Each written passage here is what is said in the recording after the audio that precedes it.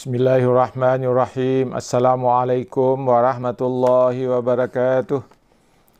Alhamdulillahilladzi arsala rasulahu bil huda wa dinil haq liyuzhirahu 'alad dini kullihi walau karihal musyrikun.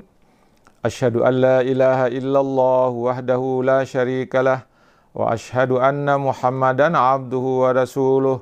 Allahumma salli wa sallim ala sayyidina wa maulana Muhammadin wa ala alihi wa sahbihi ajmain, amma ba'd. Para pendengar, para penonton, para pencinta ilmu yang dirahmati Allah Subhanahu wa ta'ala. Pertama-tama, marilah kita panjatkan puja dan puji syukur kehadirat Allah yang Maha Kuasa, yang Maha memberikan rahmat kepada kita, yang Maha memberikan nikmat kepada kita, yang Maha memberikan rezeki kepada kita, yang tidak pernah terhenti, tidak pernah habis-habisnya. Dengan nikmat-nikmat itu, kita dapat menjalani kehidupan kita dengan baik dan sempurna hingga pada hari ini. Selanjutnya, untuk mengisi sarapan rohani pada pagi hari ini, Senin 14 September 2020. Saya menyampaikan rangkuman dari ceramah Rasulullah sallallahu alaihi wasallam, rangkuman yang ke-20. Apa kata Rasulullah dalam pesan-pesan dalam ceramahnya itu? Yang pertama, alangkah besar dan banyak pahala bagi orang yang mengalirkan air untuk kebutuhan manusia. Hal ini telah dijelaskan oleh Rasulullah dalam ceramahnya. Barang siapa yang menggali suatu sumur hingga airnya terpancar keluar, lalu air itu dialirkannya kepada orang-orang yang membutuhkannya, maka dia mendapatkan pahala dari pahala orang-orang yang menggunakan air itu untuk wudhu atau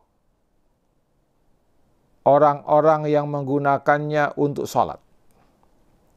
Dia mendapatkan berbagai kebajikan yang sama dengan jumlah rambut atau bulu dari orang-orang yang meminum air itu, baik dari kalangan jin, manusia, hewan ternak, binatang buas, burung, dan lain-lainnya.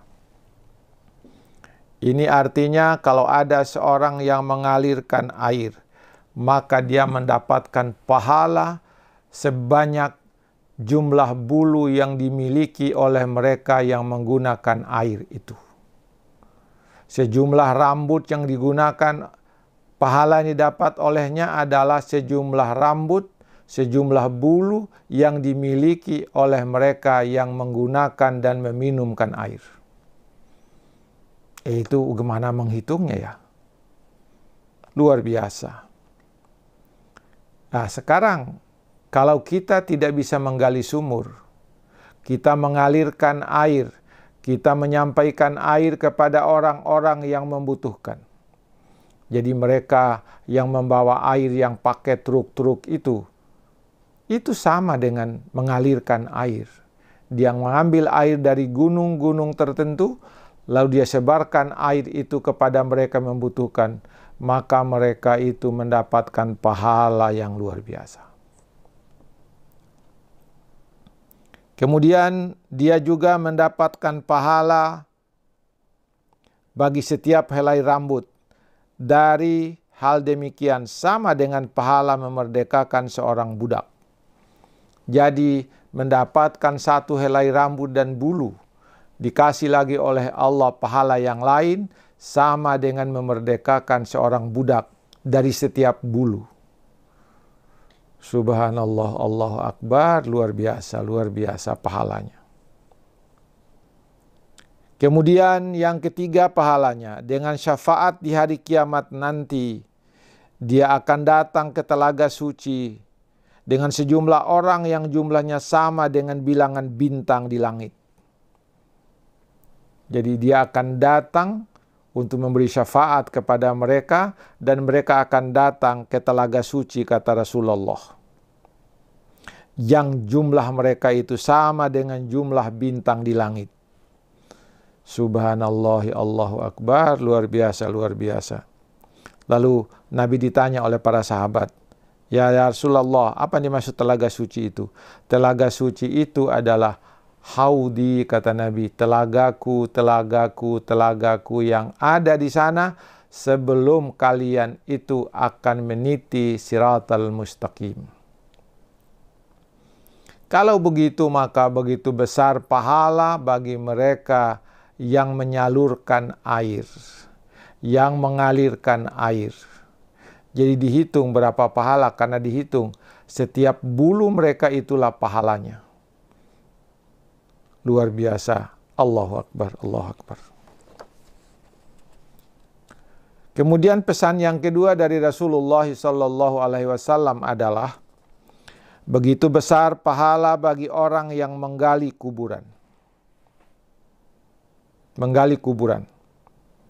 Hal ini dijelaskan oleh Rasulullah SAW. Dalam ceramahnya itu, beliau mengatakan, barang siapa yang menggali suatu kuburan, kata Rasulullah, untuk seorang muslim, maka dia akan mendapatkan pahala sebagai berikut. Menggali kuburan, pahalanya sebagai berikut. Allah akan mengharamkannya masuk neraka. Luar biasa, menggali kubur, Allah mengharamkannya masuk neraka. Yang kedua, Allah membangun baginya suatu rumah yang sangat luas di dalam surga. Allah menyiapkan baginya satu rumah di dalam surga yang sangat luas. Luasnya apa? Sekiranya rumah itu diletakkan di atas dunia ini, maka rumah itu luasnya antara San'a dan Ethiopia. San'a itu ada di Yaman sampai ke Sudan sana itu, ke Ethiopia. Itulah luasnya rumah itu. Waduh. Luar biasa, luar biasa, luar biasa. Orang yang menggali kuburan itu mendapatkan pahala yang luar biasa dari Allah Subhanahu wa Ta'ala. Kemudian pesan Rasulullah yang ketiga, begitu besar pahala bagi orang yang memandikan mayat. Hal ini dijelaskan oleh Rasulullah SAW dalam ceramahnya itu. Dia mengatakan, barang siapa yang memandikan mayat dan menunaikan amanat di dalam memandikannya, apa yang dia dapat? Dia akan mendapat pahala dari setiap rambut dari mayat itu sama dengan pahala memerdekakan seorang budak. Siapa yang bisa hitung berapa bulu rambut orang yang meninggal itu?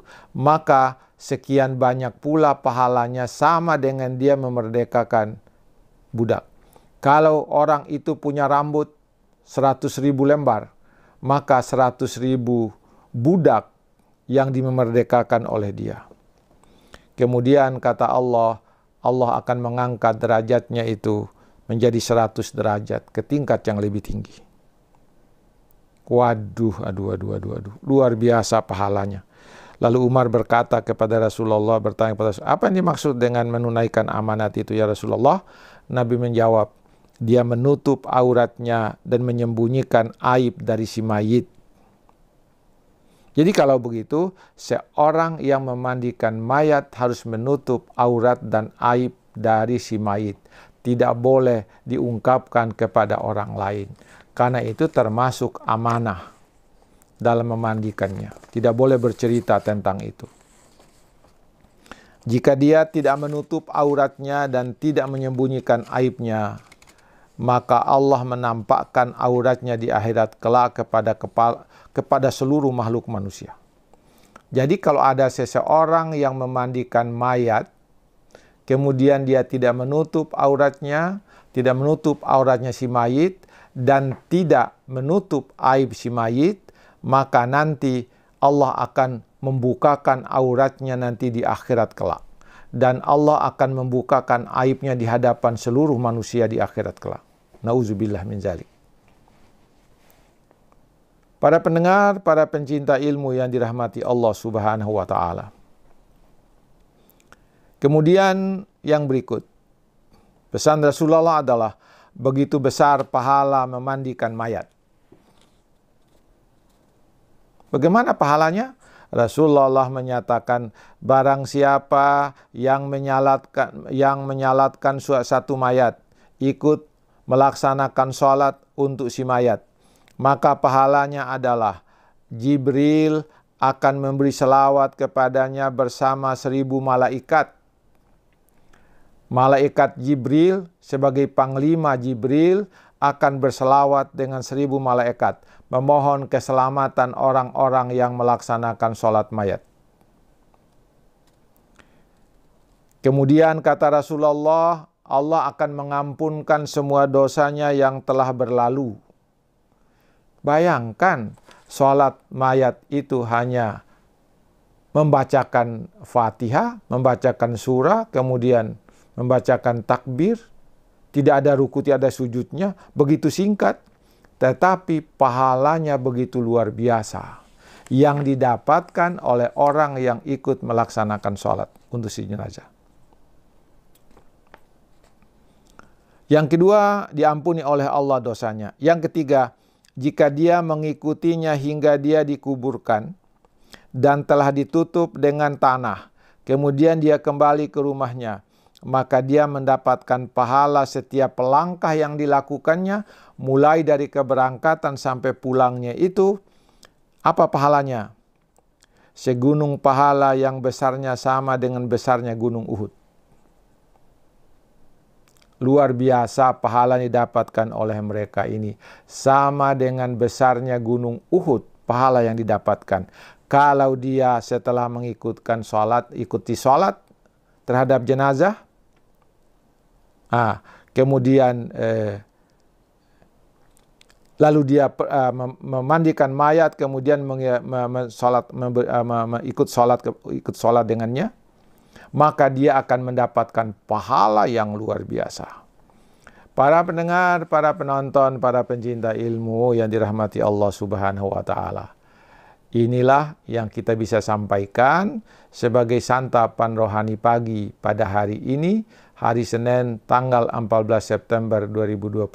Semoga ada manfaatnya bagi kita sekalian.